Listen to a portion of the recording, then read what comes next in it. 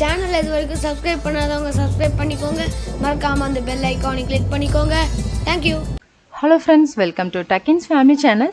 நம்ம இன்றைக்கி என்ன பார்க்க போகிறோம்னா, ஒரு பிரேக்ஃபாஸ்ட் டின்னர் ரெசிபி பார்க்க போகிறோம்.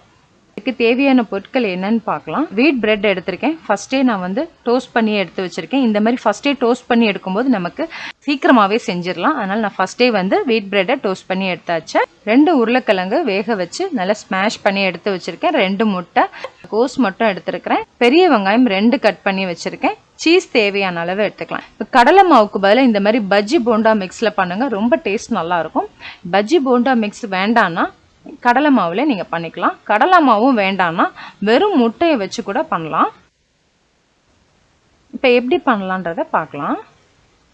ஒரு மிக்சிங் பவுலில் முட்டையை உடச்சி ஊற்றிக்கலாம். நல்லா பீட் பண்ணியாச்சு. தேவையான அளவு உப்பு சேர்த்துக்கலாம். வத்தல் தூள் ஒரு 1/2 டீஸ்பூன் மட்டும் சேர்த்துக்கிறேன். ஆல்ரெடி பஜ்ஜி போண்டா மிக்ஸ்லேயே காரம் இருக்கும். நல்லா கட்டி இல்லாமல் மிக்ஸ் பண்ணிக்கலாம். 1/2 டீஸ்பூன் மிளகு ஜீரகத்தூள் சேர்த்துக்கலாம். 1/2 டீஸ்பூன் பெருங்காயத்தூள் சேர்த்துக்கலாம். 2 ஸ்பூன் பால் சேர்த்துக்கலாம்.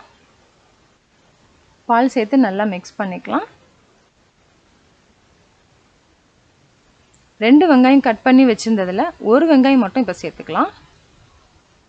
கொத்தமல்லி புதினா சேர்த்துக்கலாம். உருளைக்கிழங்குல வெங்காயம் கட் பண்ணி வச்சுருந்ததை சேர்த்துக்கலாம். கோஸ் சேர்த்துக்கலாம். சாட் மசாலா 2 ஸ்பூன் சேர்த்துக்கலாம். ஜீரகத்தூள் ஒரு 1/2 டீஸ்பூன் சேர்த்துக்கலாம். புதினா சேர்த்துக்கலாம்.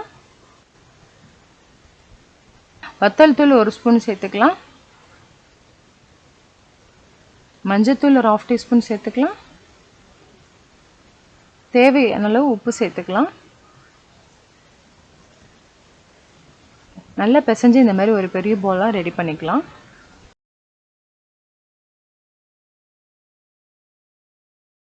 இப்போ பேன் ஹீட் பண்ணிக்கலாம். பட்டர் சேர்த்துக்கலாம். மிக்ஸ் பண்ணி வச்சுருந்த முட்டை கலவையை ஒரு கரண்டி சேர்த்துக்கலாம். உருளைக்கிழங்கு பால்ஸை இந்த மாதிரி ப்ரெட்டில் நல்லா ஸ்ப்ரெட் பண்ணிக்கலாம். முட்டையும் நல்லா வெந்துருச்சு. இப்போ இதை அப்படியே உள்ளே மாற்றி வச்சுக்கலாம். இப்போ எடுத்துடலாம்.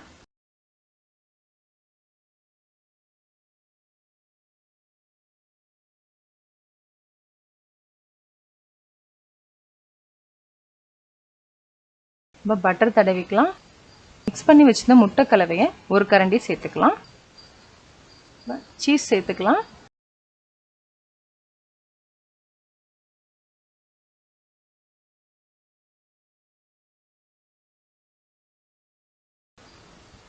மாற்றி போட்டு உடனே எடுத்துடலாம். பிரெட் ஆல்ரெடி டோஸ்ட் பண்ணனால சீக்கிரமாகவே எடுத்துடலாம்.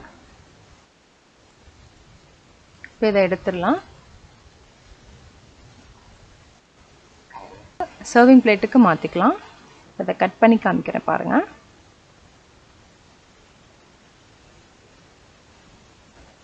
நல்லா கிறிஸ்பியாக இருக்கு.